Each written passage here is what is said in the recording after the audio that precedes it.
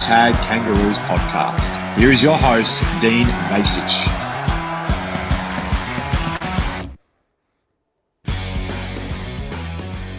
G'day everyone and welcome back to the Hashtag Kangaroos podcast. I'm Dean Vasic. You can find me on X at Hashtag Kangas or Instagram Hashtag Kangaroos podcast. Joining me as she does every Thursday, but today is Friday, to preview Sunday's game. We thought this would be a good idea because team news has finally come in and we've got a lot to talk about team news, that's for sure, Siobhan. And she is joining me, my co-host, my regular co-host for team selection. We will get to that very soon, Siobhan. We've got a lot of thoughts on this team news. But let's start with last Sunday's loss to Melbourne. It was another game where North had its chances but couldn't quite capitalise. What do you make of the performance? And what are the biggest lessons the Roos need to take into Sunday's clash with the Saints? Maybe they need to go taller, Siobhan, this week.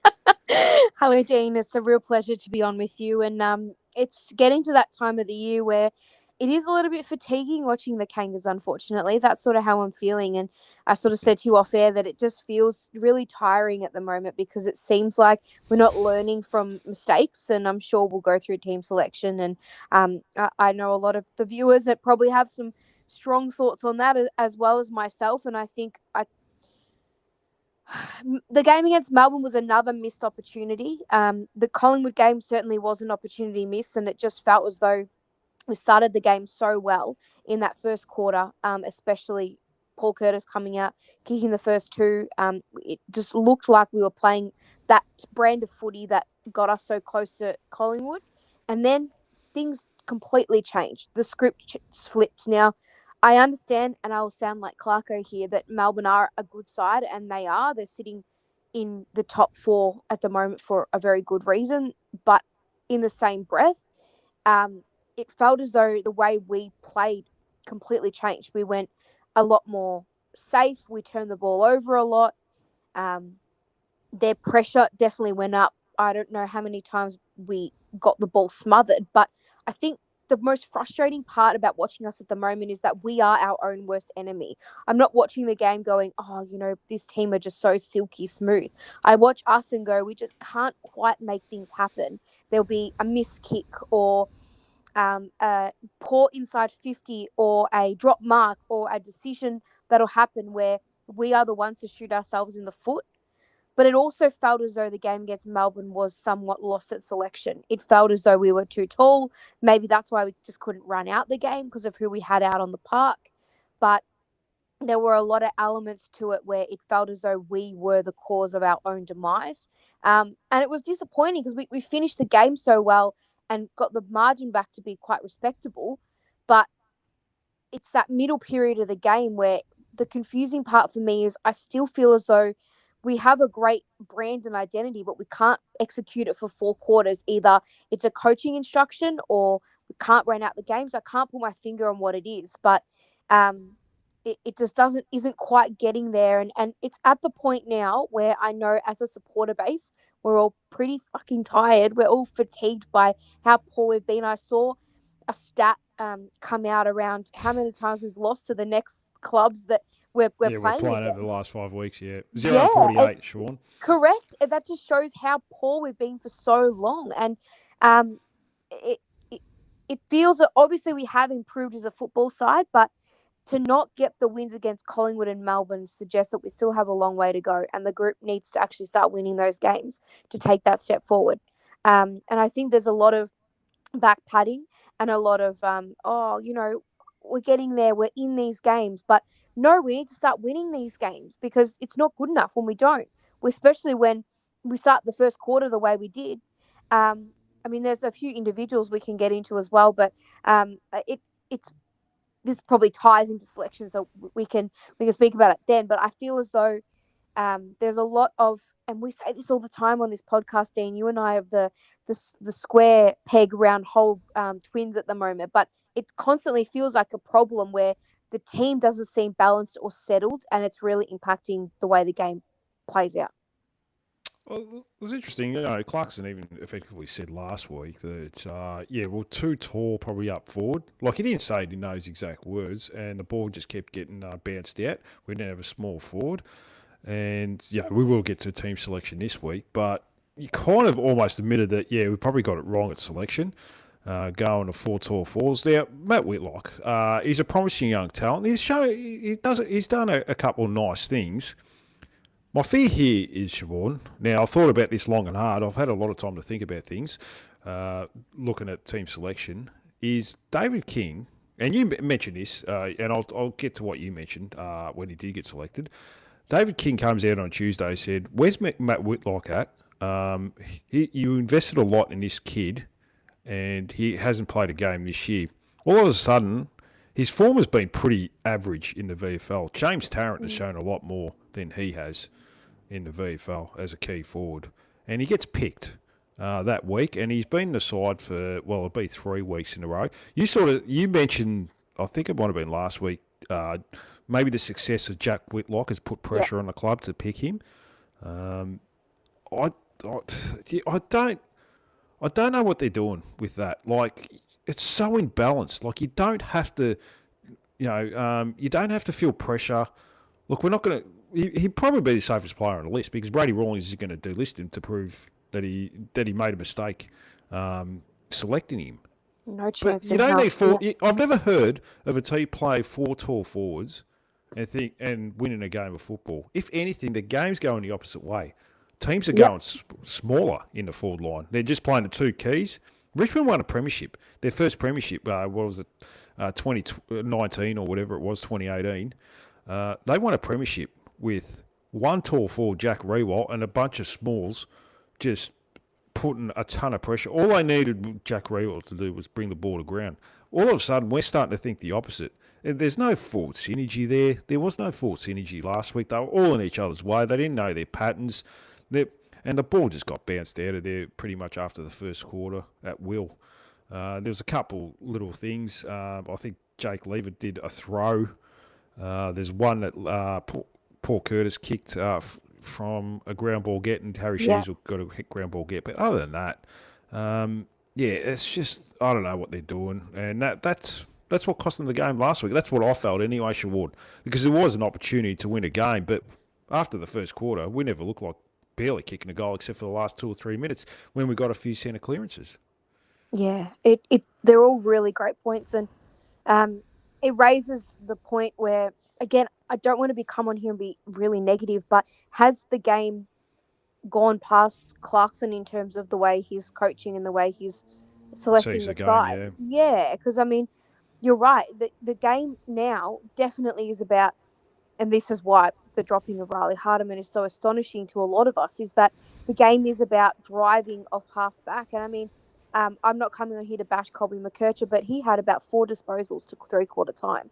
And I thought his role in the side was to do that, to rebound off half back and give us that. And that's why having Goda and Hardiman in the side was so exciting, and just let them cook, let them be together and develop something, because the game's based on that, really. And then it's very much the success of Hawthorn at the current moment is purely because of the guys like Watson and Ginnivan and Moore and these guys, because the game's going that way. And if you think that you're going to win games, especially at Marvel, with 4 talls and 1 tall being the captain who can't even tie his shoelaces at the moment, then it's really it's incomprehensible that we would continue that way in that pattern. And and he was once again incredibly frustrating, Nick Larkey, and I'm not saying it's all his fault, but when your captain's out of form the way he is, and there's all these things going on, it's a mixed crockpot of mess, really. And we've been in situations much worse than this. We're still even a possibility of making the wildcard round if all things fall our way, which I don't see happening. But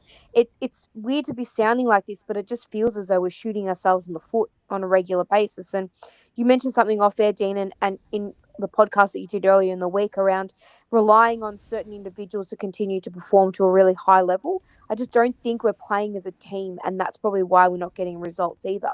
And the whole purpose of this gut-wrenching, guttering rebuild that we've kind of gone through, where we've gone from the ground up again, I'm assuming was to build a cohesive team. And we're not even close to being there, because the list build has been skewed, and then this is what you get on the park, is just a weird combination of players that are playing out of position and not thriving. That's the way I see it anyway. But it was really interesting that I think you saw Sheasel and LDU dominate.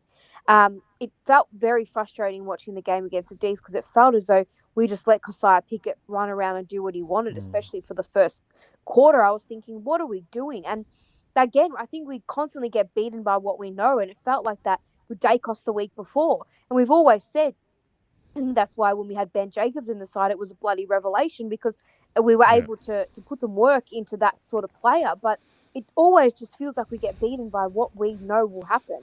And we're not able to stop it in game. So, yeah, very frustrating watch at the moment because we haven't quite got the pieces together. Could it be that, this is the pain before the spike? Maybe, but there are just so many holes in the list build that it just doesn't seem right. And it does, you raised a great point before about Whitlock. And I mean, it just feels as though certain individuals are playing because it just feels as though they have to because, we spent a lot of capital to get him or this guy's a great bloke or whatever it might be. That's what it feels like a little bit rather than being based on integrity of selection. Yeah, that's had a lot to be desired, the selection integrity. It's not sometimes always about the players they pick. It's sometimes the players that are out of form continually getting games as well.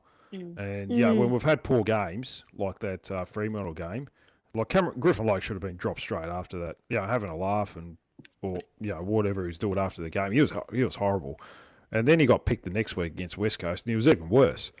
It pretty much should have cost us the game against West Coast with what he was doing, particularly in the last minute. I know there's a lot of moments in games, but when the game's on the line, you don't just leave your opponent 30 metres out by himself. He's been picked this week, which we'll get to soon. But and like selection integrity, they haven't set good standards. Like they've just continually given games to guys that have been they've probably had quite average years.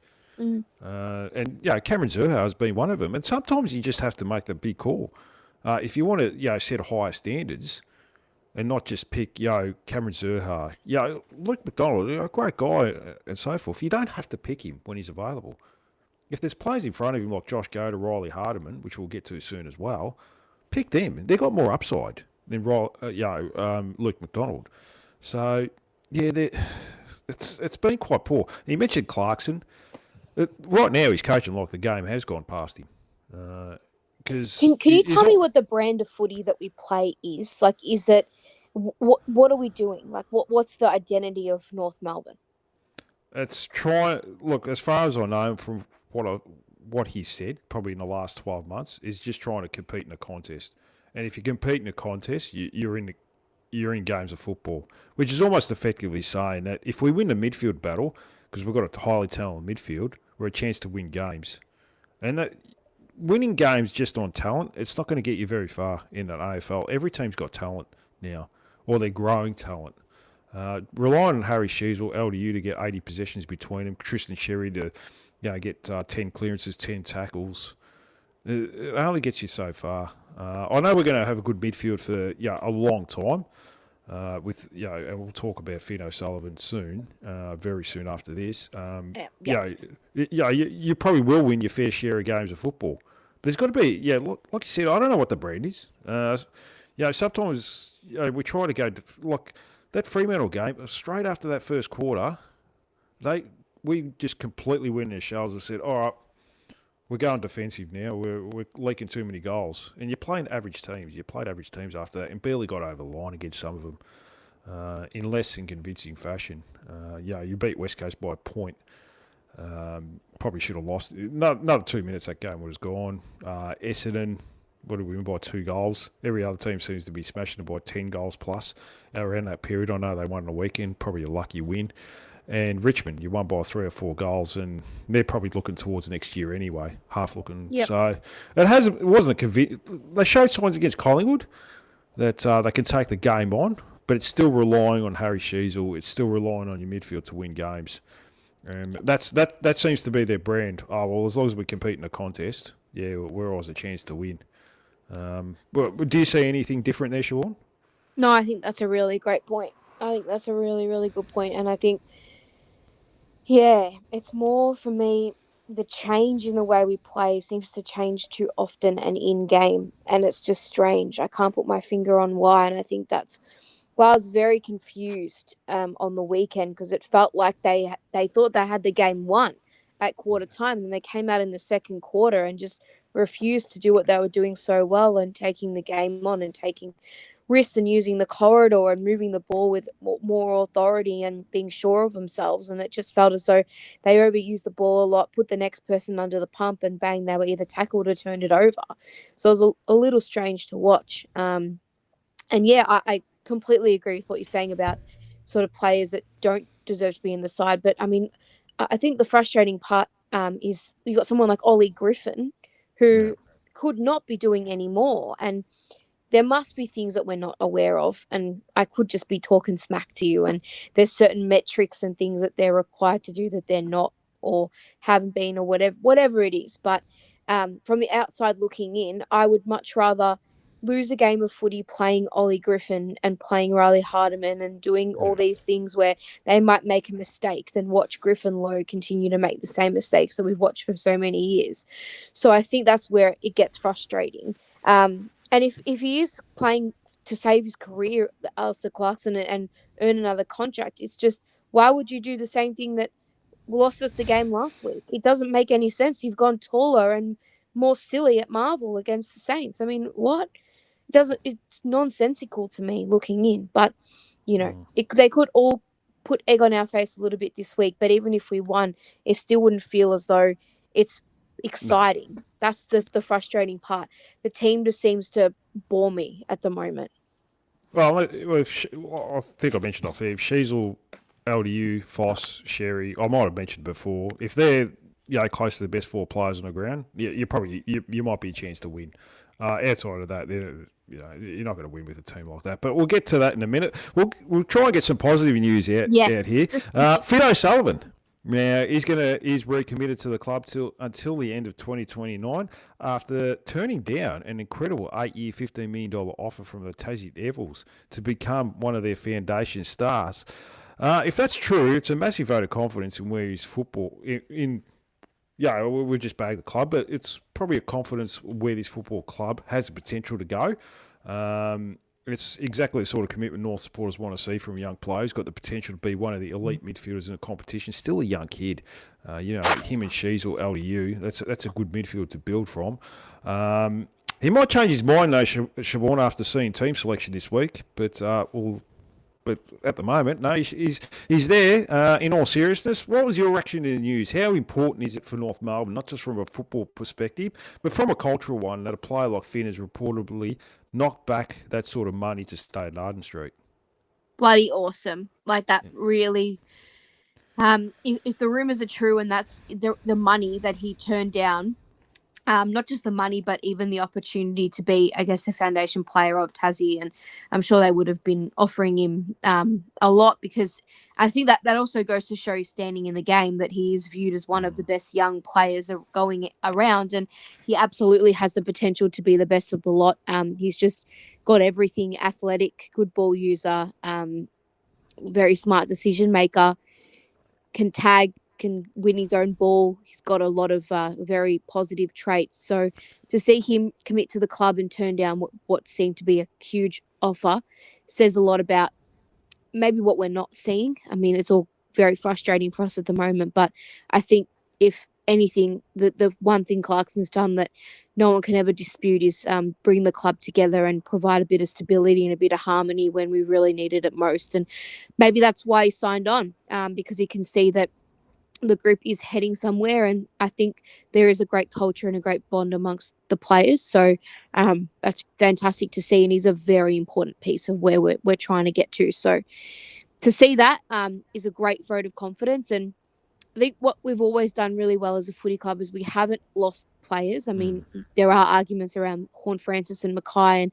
some of those guys in recent times, but you could argue how much of an impact, those sorts of characters have had. And I think what is great is that we've actually kept good people. In Harry Sheasel's top class. I think Finn O'Sullivan's great country lad. So they're good human beings. And that will only be good for the football club going forward, and head us in the right direction. I mean, not to raise it, but it's interesting to see what our club would look like if we brought someone like Jamara Ugle-Hagan in, or I mean, it's sort of the controversy that's going on around that, but it's not great when you bring negative influences into a place, and we've got a lot of players that are, like I said, really good human beings that will hold the club in good stead for a long time to come. So, really good vote of confidence for the footy club, and happy to see him here for another 2 years at least. And we'll wait to see what he looks like in 2 years. I tell you, Dean, his contract might have a few extra zeros on the end if he keeps it the trajectory he's going. I think there's plenty now already. So, yeah, based on his potential, I think they would have ponied up a fair bit to keep him for at least the next couple of years. Look, it wouldn't surprise me if he's on already. They've just said 2 years, an extra million a year or something like that. So who knows? But we're just happy to have him at a football club, and he is an important piece to build around. Like I sort of said, the midfield is set for at least the next 5 to 10 years. With as long as you've got him and Shees or LDU, I'm sure there's going to be one or two other role players come through as well. We may have another one coming through in the draft this year. Who knows? So we'll have to wait and see. But I guess we'll go to team news, Siobhan. So we might as well go back to the negative. Griffin Logue has come in for the injured Luke McDonald, and Zach Bench. He wasn't even named as in the extended squad yesterday, so he came in for Costanti, and he's come straight into the team for the unlucky Riley Hardiman, who's dropped again, Siobhan. But who put these idiots in a room and decided to select this team, Siobhan? Because surely it's not the coaching committee. It must have been some randoms off the street. They just plucked out and said, "Here, you guys pick a team this week." Pretty disgraceful. I think the part that makes me the most angry is that the emergencies are Hardiman, Blamires, and Griffin, and all three should absolutely be playing in the team. So, I'd probably like an explanation as to why they brought in Griffin Logue. The only thing I can think of is, unfortunately for us, unfortunately or fortunately, depending on the way you look at it, St Kilda bring in King and De Koning, which makes them quite tall and top heavy, with Moreau and Marshall in there, and the other talls that they've got in the side. So I think potentially Clarkson's thinking is that, all right, well, they're probably going to have either one of Marshall or De Koning, King in the forward line. The rest of their forward line's fairly small, but they've got some extra talls that are running around there. So we bring back Logue. That's the only reason I can think of for that one. And I was so excited last week to watch Goda and Hardiman actually play their first game together, and I was thinking, you know what, this is great. Like, I can show up to the footy and at least I can watch these two cook for the next however long. And then they do this. I really feel for Riley Hardiman because I don't feel as though he's done anything wrong. Same with Tom Myers. I mean, the guy got concussed. He was probably our best for the weeks that we were just scraping by against the bottom sides, and then he doesn't get recalled. I'd like an explanation for that. And then you look at someone like Ollie Griffin, who couldn't be doing much more. And I don't have a problem with them bringing in Zach Bench. I think he's been okay. He got injured and unfortunately lost his spot in the side, and we'll see how he goes. But, they've got Zerha running around there where he's underperformed as a forward. He looks like a shadow of what he was a few years ago. They put him in the back line. But they look like they might be starting him forward or whatever ends up happening in that sort of instance. But then you've got a kid like Ollie Griffin who absolutely deserves his chance and hasn't quite got it. So, weird one for me. Spargo was okay. I know he's everyone's whipping boy at the moment. He kicked a few goals, but kind of just disappears out of the game and doesn't have much of an impact. But I think it just further proves that we still are lacking that small forward, doesn't it, Dean? And they've kind of resorted back to Zach Bench. They want to give him a chance, I understand that he's out of contract at the end of the year, so you might as well give him a good run at it for the next 3 or 4 weeks, see if he's good enough in the AFL system. We don't know. And you don't want to make a decision on the guy's career if he hasn't had an opportunity. I don't know if he's good enough. He seems very small out on a football field. So, look, but give him a go. We'll see what he's got.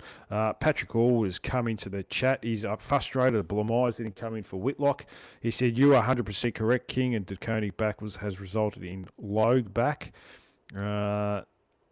The word with Griffin is that he's still working on his tank, but he's clearly very close. They have a plan to bring him in. So I'm not so sure. Hardiman very stiff. Nigel Sullivan came in, thought Hardiman had been playing well. He hadn't done much wrong. So, yeah, a few people coming to chat, which is good to see. Now, I'll get to X. James Duke, the Dukester, mentioned Logue makes sense because of how tall the Saints are. But I don't know if you want to put Logue and make sense in the same sentence. I don't know. Look, I understand it in that regard. But do you have to be dictated by the opposition's terms? And just, you want to be proactive and not reactive to what the other team's doing. You can play core, Comben. I mean, that's King and De Koning. And you can play, try something a little bit different. Try Hardiman as your third tall defender. Goda, he can play a lot taller. And worst case scenario, you've got Zerha in the team. You can put him back if you need to. You don't always have to be dictated by what the opposition is doing. That's just how I feel. Let them worry about you rather than worry about what they're doing. They're not exactly setting the world on fire, St Kilda. They've been quite average this year. It's absolutely a winnable game, isn't it, Dean? They should go in there very confident that they can get the job done. Yeah, I think that's a frustrating part. Like, I don't think Griffin Logue, like, I understand people have come in and sort of said, this is why they brought him in because of how tall they are. But Griffin Logue has not been any good. And he hasn't been any good in the VFL for the last few weeks. He's been average. And his last game in the AFL was horrible against Waterman. And the week before that against Fremantle, he's just sitting there laughing after the game. We lost by 20. What did we lose by? 21 goals. So I don't know. He looks like the type of player that's quite happy getting a paycheck, Sean. I can't disagree. Yep. And going through the motions for the next year until his contract's up, and then he can just move back to WA and live the life there and get a job and do his own thing. Because I don't know. But I'm out on him pretty much. I don't think his heart's in it anymore. I hope I'm wrong, but I've seen enough to suggest this year I want to move past a player like that, and I want to get some. I want to give opportunities to Riley Hardiman and Josh Goda. At the end of the day, look, you win this week. Let's say Sheasel, LDU, Foss, Sherry. It all comes together for those blokes who win a game of football. Is it really that important to try and get 10th spot, Siobhan, or shouldn't we be developing our next tier coming through and giving the Hardiman Godas? I don't mind Whitlock getting a game, but rest Darling maybe because it's too tall. That's just how I think at the moment. Unless you see different, like you try and play finals while it's there. I think we can win games with those players in the side. That's the thing. I think there is a way to find a balance where we can be winning games with players like Hardiman, Whitlock, Ollie Griffin, I would even argue. I think they're all players that should be coming into the team to actually supplement and help us win games rather than just either win games or develop the kids. I think having them in there is probably allowing that to happen naturally. I mean, look at a team like Geelong. They've turned over their list and developed these kids in the team with the senior players, and it's happened under everyone's nose. So they still remain competitive and in the fight because they do it on the run. Why does it feel as though we have to choose all the time between developing our kids and winning games of footy? It should be hand in hand in many ways now, shouldn't it? There should be enough talent on that park to potentially carry or substitute having one or two players that are less experienced.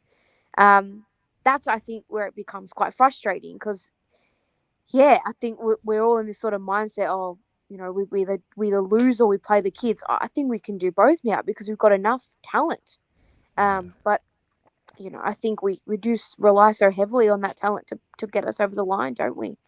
Yeah, especially in midfield at the moment. And that seems to be a one wood and only thing. Whereas, even when Melbourne, were losing the clearances, like there The midfield wasn't a bad battle last week. I know what's his name, Gorn, had some good clearances with Cozzy Pickett, but at the end of the day, the clearance game was pretty similar for both teams as far as scores go, as well. So that wasn't the reason they won. They just, I felt like their system held up a lot better. They could rebound the ball a lot better. How many, we talked about this before, how many times did they smother the ball compared to us? They put their hands up high on the mark. Our blokes just jog back slowly. They do the 1% things better. They've got a good culture. Considering they lost Petrarca and Oliver, they've replaced them with good players. Like what's his name, Sparrow? A very, very good midfielder now. Got 30-odd touches, was close to best on ground. It obviously helps if you get first use from Max Gorn. But, their system under a new coach, it looks a lot better and it looks far more advanced than what I've seen from us last week. And it was a comfortable loss for us besides the last 3 or 4 minutes where we kicked, 3 goals in the last 2 minutes. Like it would, and outside the start, I think they outscored us by, probably 8 or 9 goals in between that start and the last 2 or 3 minutes of the game. Yeah. So that's, I just felt like their system held up a lot better as opposed to us. And this will sound like a silly thing to say, but do you look at a team like Melbourne and go, that could be where we get to if we have a new voice and a fresh face, or are Melbourne just more advanced than us? It's an interesting question. And we mentioned before, has the game gone past Clarkson? Maybe he doesn't have a system or a plan in place. And I don't want to write him off. I still think he should have the job, and we give him next year. But there's talk, and there's still talk that the club may re-sign him at the end of the year for an extra couple of years. I think that's lunacy, based on what I've seen. I know people want stability and so forth, but 5 years, that's plenty of time to be given an opportunity. And like me and yourself, like, we don't have security with our jobs. We could lose it next week. Yep. I don't understand this obsession that it creates a distraction.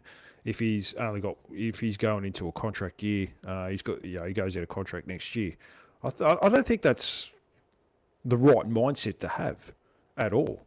That's part and parcel of the job. What's his name? Justin Longmuir's got a rolling contract at the moment. He could lose his job any time. He seems to be coaching pretty well as well. I don't know. It's like I just Stephen King's first year at Melbourne, and it looks, and they win it. We started a rebuild way before Melbourne did. They won a premiership while we were rebuilding, and they look like they're a fair way in front of us. And it can't be a talent issue. They like, I know they got Gordon and Cozzy Pickett, but outside of that, they've got 22 contributors. And at the moment, because they all play a role, they know the system, and whereas we've, I don't know what's, we've got 4 tall forwards. You guarantee, probably one of them is going to play an ordinary game because they can't all play together.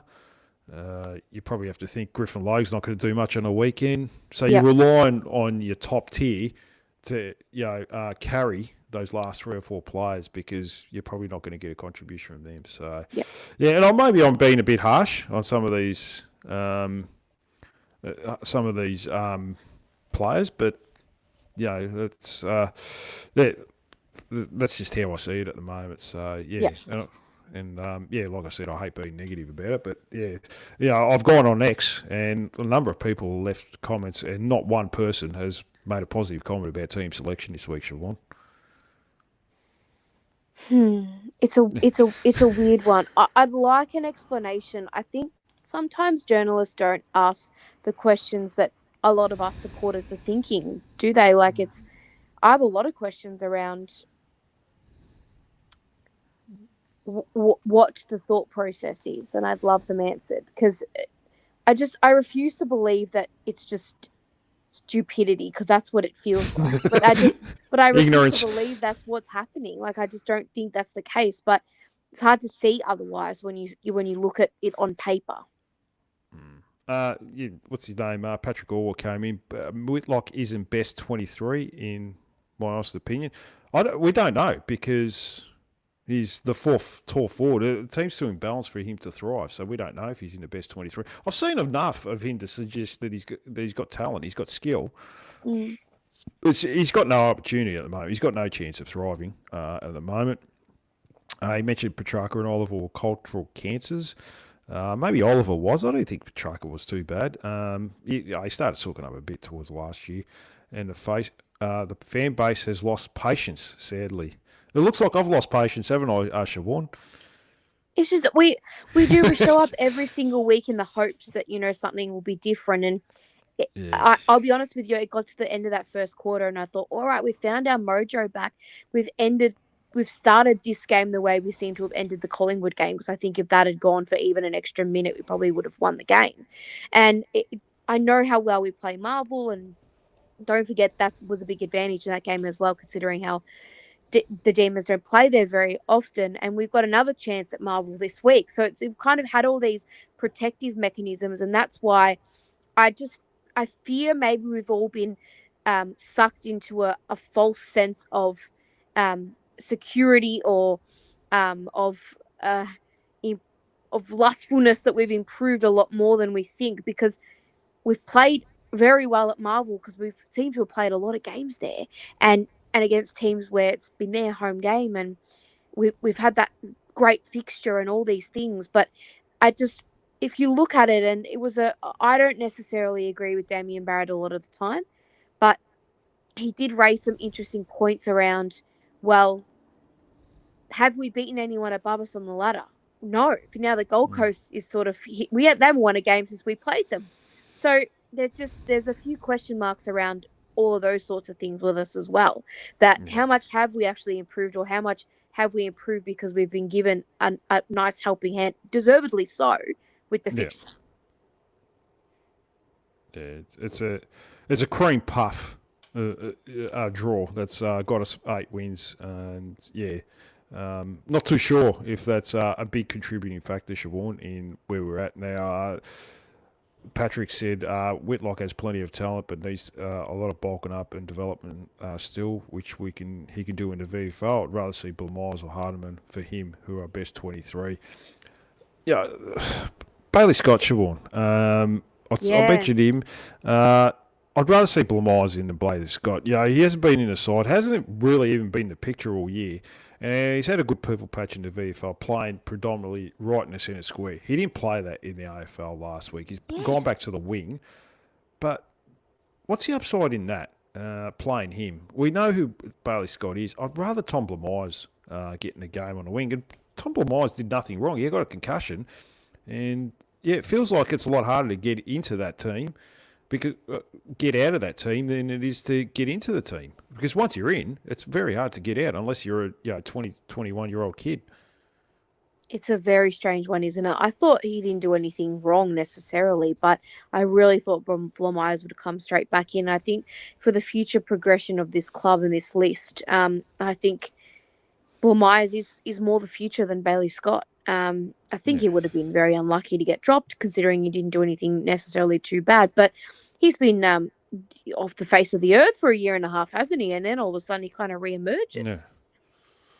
Now he's a regular now, Siobhan. He's never going to get dropped again. So it's bizarre. I don't understand. Nigel Sullivan came in. Should Zerha play forward or back this week? I got no idea. Do you have any idea where he's going to play this week?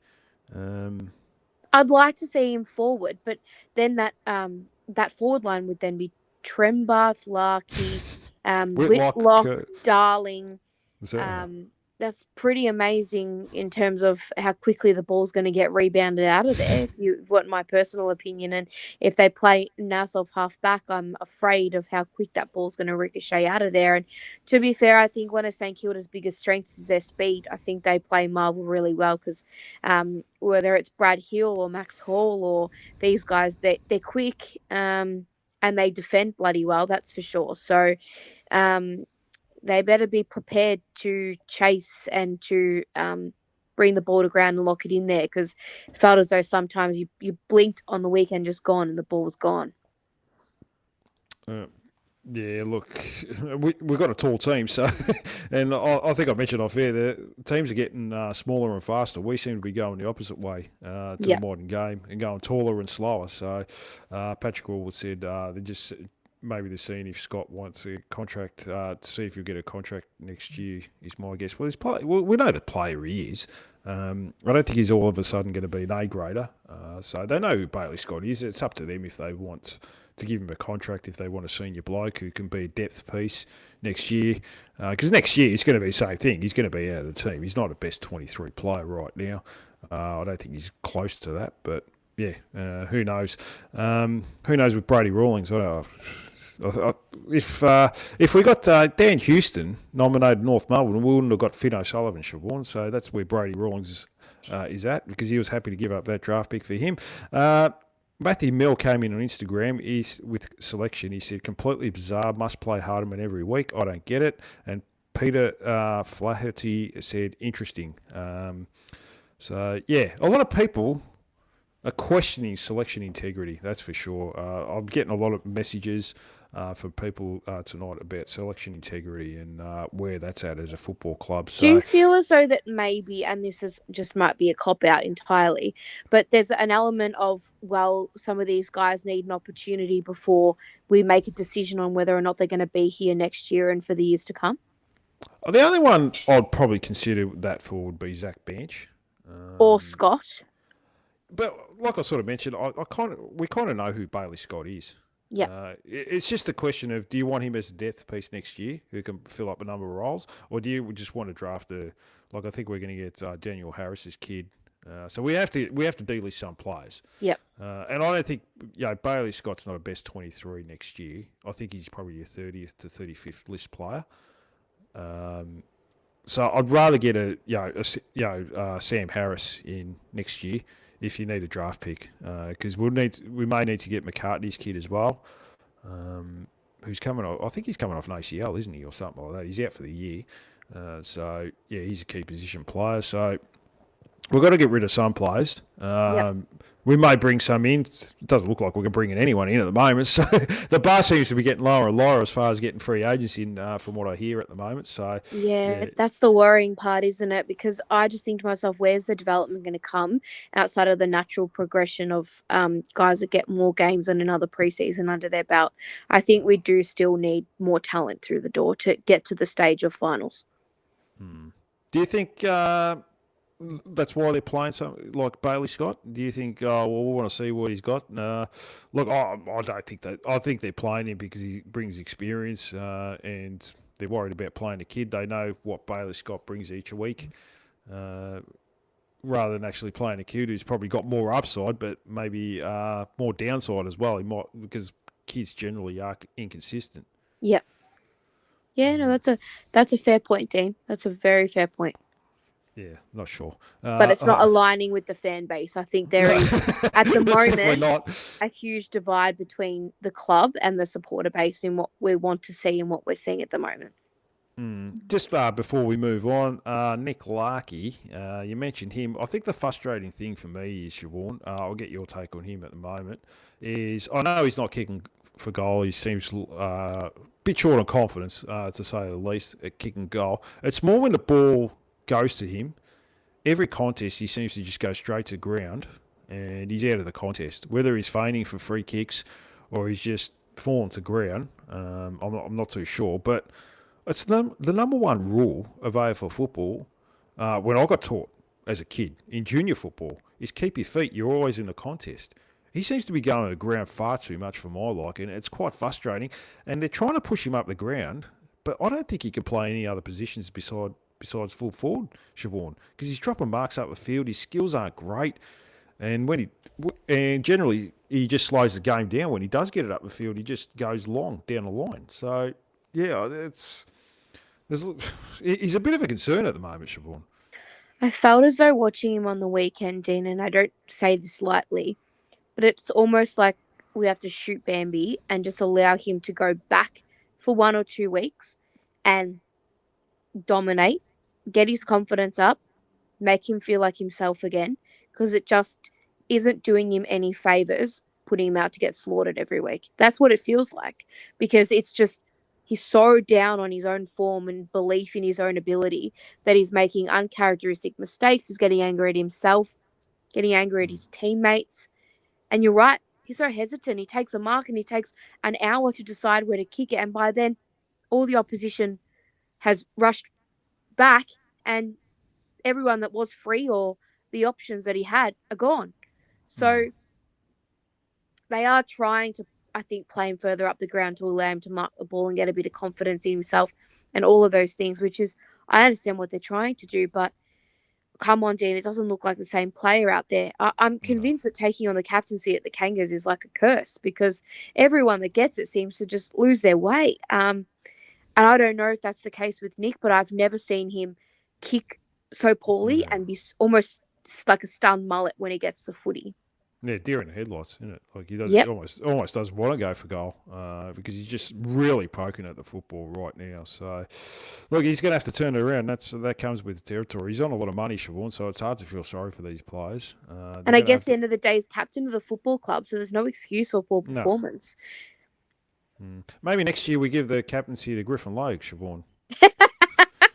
we know he's not going to produce anything, so you might as well just give it to him. So it does. It feels like a bit of a curse, because even I have been one of Jasim Gantash's critics, but you have to say that he's been amazing this year in what his output's been. a lot better, yeah. Yeah, so it just seems to be that the pressure of being the captain of the footy club is just not being well handled. I can't imagine that would be the case for someone like Harry Sheezel. He just seems way too measured a person. But maybe it is too early to put that sort of pressure on that kid. Yeah, don't know what to do with that. But at the end of the day, it's up to the players who vote the captain, and I'm pretty sure they'll just vote him in next year.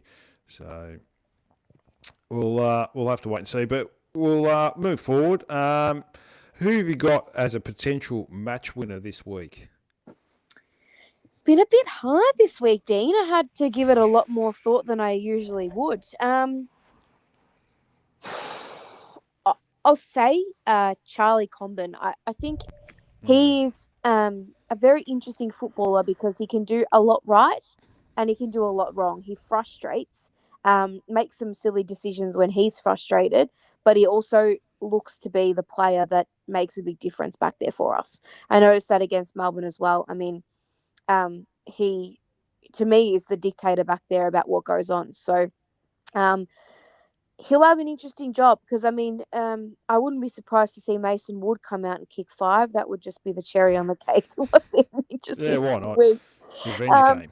But I think he'll probably play on someone like Mason Wood, Charlie Comben. But there'll be a job to be done down there because they've got a few threats, as much as it doesn't feel as though that's the case. I mean, you never know what King will do on his return. He has been unsighted for quite a while, and their supporters will be up and about. Phillippo, Higgins, Hall, Owens, these guys can bob up and hurt you on the scoreboard. So I think Chom's interceptability will be much needed on that day. No, fair enough. I think Nigel Sullivan came in with a good one. Foss as a match winner. Yeah, that's probably a good one. Yep. Re-signed, yeah, and he might play on Naz as well. Yeah. Instead of getting those run with roles. So I'll stick with you, Nigel. That's a good one there. So, yeah, good choice by you too, Siobhan. What about a potential breakout game? Griffin Logue, maybe? I'll go back bench. I've said him for a few weeks now, and Yeah. I hope that he gets on the end of a few because I have high hopes for him. So I'm hopeful that he'll kick a few snags. It's hard to find. I'm going to go Cooper Harvey. I really like what he's producing this year, wherever he plays. So we'll have to wait and see. Brett Westwick came in. We're already slow, so the Einsteins of the selection committee decide to bring in another tall who moves about as slow as a glacier. Absolute mind-boggling, the selection of Logue. Look, you'll have to go back to the start of the show, Brent. We've probably been talking about it for the last half an hour. So we don't want to go through it too much. He also mentions in Emperor Brady we trust. So, glad you trust him at the moment, but obviously he's taking the piss there. In saying all this, Siobhan, are you confident we're going to get the win this week? Final prediction? Look, I do think we're going to win the game, Dean. I think it'll be a really interesting game of footy to be at, because I know St Kilda at times can be really boring to watch because of how much they focus their game on defense. So if we're able to break through that and we're able to kick a winning score, which we're capable of, that's the thing. Which North Melbourne will show up is very much Jekyll and Hyde. We saw the good and the bad and all the above in the Melbourne game. So I truly believe we can win. I think we have a better midfield than them. If we get beaten by what we know and Wanganeen Malero runs around and has 50 touches, it'll be very frustrating. But the ruck battle will be a really entertaining one. I mean, you've got Sherry Trembath versus Marshall and DeConing, so that'll probably dictate where the game falls in many ways as well. But I think fresh off O'Sullivan signing and the boys sort of ending the Melbourne game in a positive way, I'll say that we'll win by 3 goals, and we'll be a little bit less frustrated at the end of the match. Well, we can only hope, Siobhan. So, no, I like the optimism in that. I'm going to say it's going to be similar to Melbourne last week. We're going to lose by 3 goals, and then we're going to be sitting there saying all the same thing. Yeah. Every supporter that we lost it at selection. So, and every time we pick him, we keep losing. So we're going to go the opposite. I'll go St Kilda by 16 points or something like that. So, yeah, and I hate to be pessimistic, but it's just what this club does to me sometimes, Siobhan. So not much you can do about it. I'm not going to do the Where Are They Now this week. This has probably gone long enough. I'll bring that back next week. I've got a couple of players here. But Siobhan, anything else you want to add before I let you go? I think this is our second last home game for the year. So, there you go. Yeah, I could be telling lies, but I think we're pretty close to the rest of the games being in, what have we got, Sydney, I think the next one's against Geelong, which is a home one. So, yeah, it's a good opportunity for us to go down and support the boys. But it's a weird time to be a North supporter, I think, because you want to be happy, but you're kind of not. But you are at the same time. It's just mixed feelings. But good chance to get a win this week, no doubt. So, yeah, go Roos.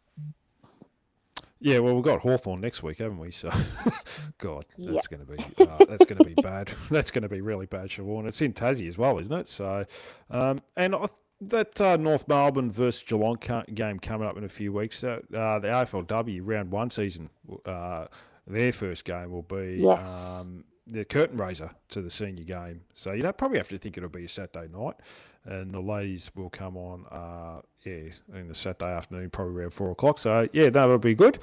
Good day out. I'll probably go home after the women's game though, Siobhan. Might not be a bad idea, Dean. One win. If I see Griffin Logue out there, I'm going home. I've had enough. No, I won't. I'll stick around. So I'm just mucking around. Tonight's been, I've brought in humour. It's more of a defence mechanism. So, yeah. But what can you do, Siobhan? But Siobhan, really appreciate you coming on tonight. There was a lot to discuss. We probably could have kept going on for the next couple of hours, but I'm getting a bit tired. It's pretty much past my bedtime at the moment. I might go for a long bath and then get to bed after that. But really appreciate you coming on, Siobhan. And I'll probably have you on next week to preview the North versus Hawthorn game, which is not going to be a good one. I'm thinking. I'm really nervous about that one, and we'll probably review this game as well. Hopefully, reviewing a win, Dean. Fingers crossed. Let's just hope so. Come on, Griffin Logue. You can stop Max King. Keep him goalless. He kept the other King to 1 goal, didn't he? 4 touches against Gold Coast. So maybe they think that. Maybe he's just he can play on King and that's it. So, we'll have to wait and see. But, Siobhan, thanks again for coming on. We'll have you back on next week. Absolutely. Thanks so much, Dean. And thanks to everyone that came in the chat. Thanks, Patrick. He's hoping bench. Kick a few goals as a breakout player, so we're certainly hoping that. But thanks to everyone, Nigel Sullivan, and a couple others as well. And to everyone listening, thank you for your continued support of the Hashtag Kangaroos podcast. If you enjoyed tonight's episode, don't forget to subscribe wherever you get your podcast, leave a rating, review, and share the show with your fellow North Melbourne supporters. Enjoy the footy this weekend, and hopefully we're talking about North Melbourne win next week. Until then, take care, and as always, go the Roos.